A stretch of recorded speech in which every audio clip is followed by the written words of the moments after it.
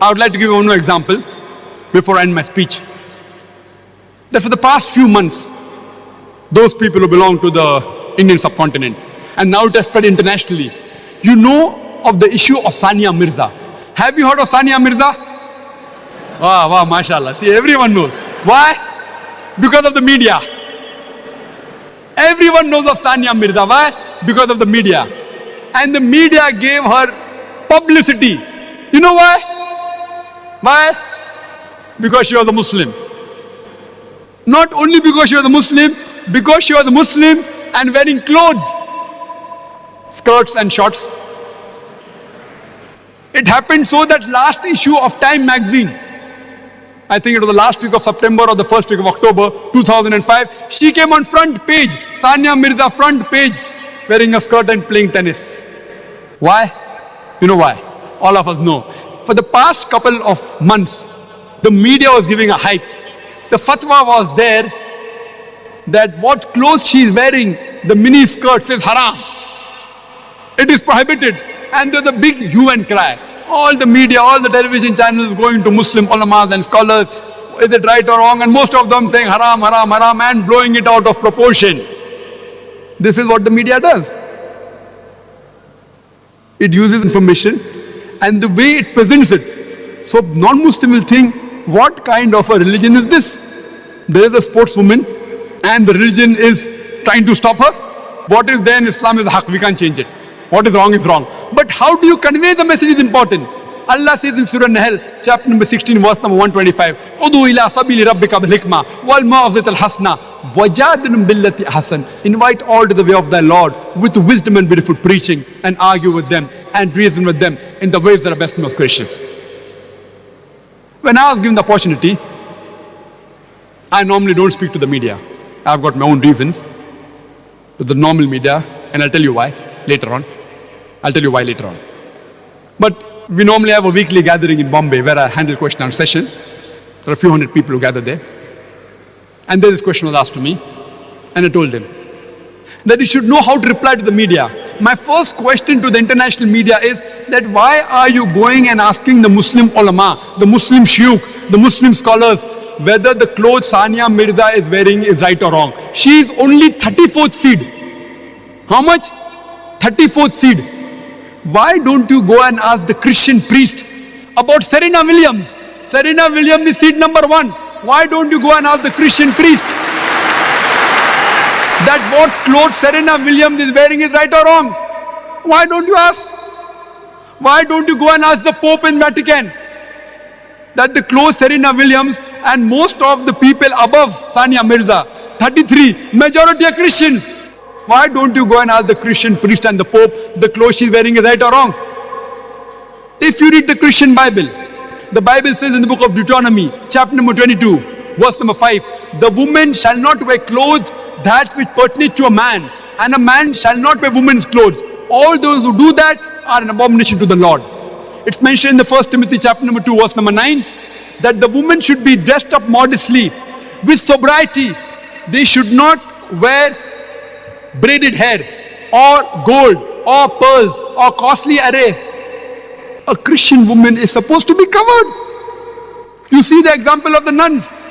How are the nuns? The nuns are dressed up like the Muslimah. If you have seen the photograph of Mother Mary, may Allah be pleased with her, she's completely covered from head to toe. Only her face and hands up to the wrist is seen. You go and ask the Pope or the Christian priest, if a nun takes out her hijab and if she plays tennis in the skirts, what fatwa will you give? What opinion will you give? For us, every Muslimah, every Muslim woman is as pious as the nuns according to them. They are modest. We should know how to reply to the media. There were two groups amongst the Muslims. Most of the ulamas and shuyukhs, they said it is wrong. Couple of them, they give the fatwa right from where I don't know. But the so-called modern Muslim, inverted commas, you know what they said? In sports, why should Islam come in between? One Muslim politician said that these shuyukhs, these ulamas, they don't know about sports, so they should keep their mouth shut. I am telling this politician, if he does not know Islam, he should keep his mouth shut. There were Hindu politicians who said that Sania Mirza is the pride of our country. Any Indian who speaks against Sania Mirza is a Deshdrohi, is unpatriotic statements. I told that any person who supports the clothing of Sania Mirza is going against the Vedas. Because the Hindu Veda says in Rig Veda, book number 10, hymn number 85, verse number 30, the woman shall not wear clothes of the man and the man should not wear clothes of the wife. It further mentioned Rig Veda, book number 8, hymn number 33, verse number 19.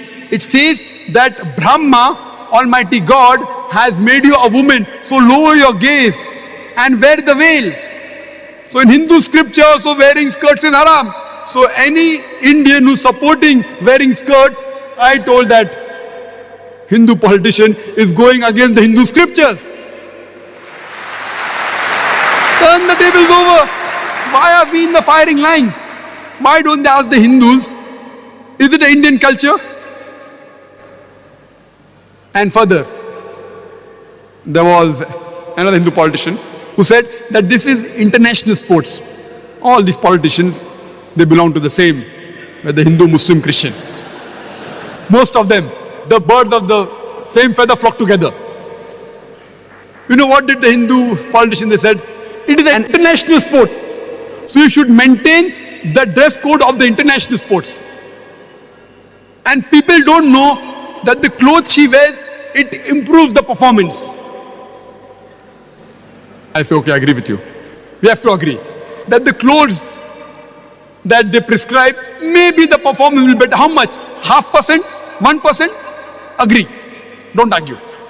But if we see in history, 20 years back, 25 years back, 15 years back, when women wore dresses while playing sports like badminton, they wore full dresses. Even today in Iran, women are wearing full dresses, wearing scarves and playing.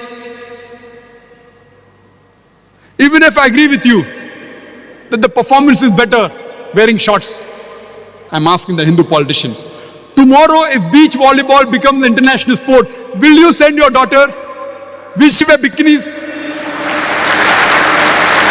Tomorrow if beach volleyball becomes an international sport, so will you send your daughter wearing a bikini to play beach volleyball? Will the Indian culture give you permission? And we have to agree that in swimming, people wear less clothes so that they can perform better. That there is a gents only wear a brief and the women they wear a bikini. But you have to understand and agree that if you wear no clothes, you will get the best performance. So will you prescribe the woman to swim nude? Why the double standards? You say, no, that is immodest. So your modesty level is here, our modesty level is here. Where is the cutoff point is important. What is modest for you is not modest for me. So why don't you prescribe that in swimming, the men and the women, they should swim nude. It will improve the performance, but no. They have the modesty level. So we should know how to reply and turn the tables over. Unfortunately, we are like sitting ducks. We have made ourselves a laughing stock in the media. Coming to the question, how should the ulamas reply? I am not against the ulamas because they aren't trained in the media. Normally, if someone asks me the Islamic viewpoint, what does Islam say about Sania Mirza being a sportswoman and she's wearing such clothes?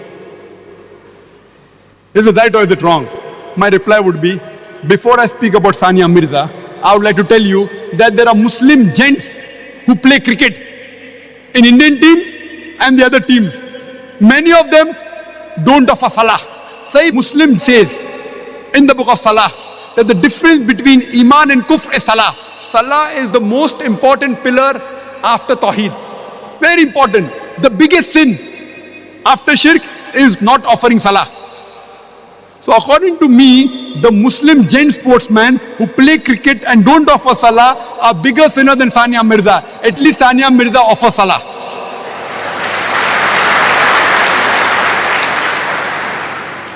The Muslim actors and actresses, they do shirk on the screen, they are bigger sinners. I am not trying to defend Sania Mirza. I have to agree, the clothes Sania Mirza is wearing is against Islam. It is haram. But before I say this, I am diluting the effect. This is hikmah. I am diluting. The moment I say Christianity is against it, the effect gets diluted. Hinduism is against it, the effect is diluted. Judaism is against it, the effect is diluted. I am speaking about swimming. I am speaking about cricket. But then I give the answer, it is haram. It goes down their throat very well.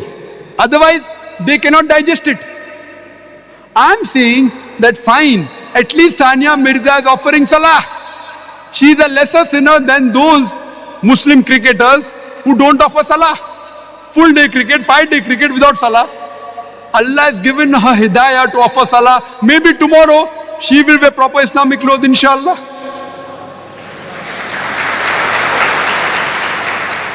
And the question whether she can play in a mixed gathering, that's another question. That doesn't mean I'm giving a fatwa, what she's doing is right. But we Muslims should know how to turn the tables over, how to give a reply with hikmah. The moment you give this reply, the whole thing is tuned down. Unfortunately, we make a laughing stock of ourselves in front of the media.